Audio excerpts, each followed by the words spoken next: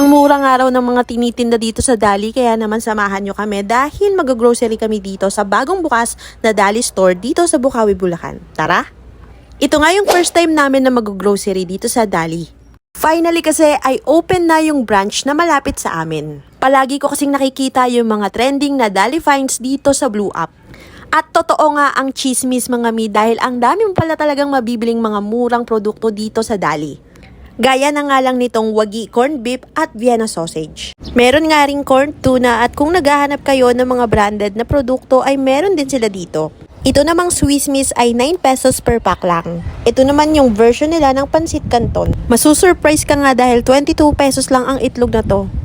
May iba't ibang klase rin sila ng mga frozen foods dito at in fairness ha, mura lang talaga ang mga bilihin dito.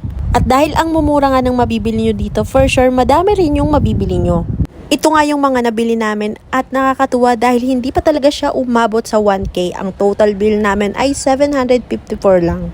Hosya, hanggang dito na lang muna. Bye!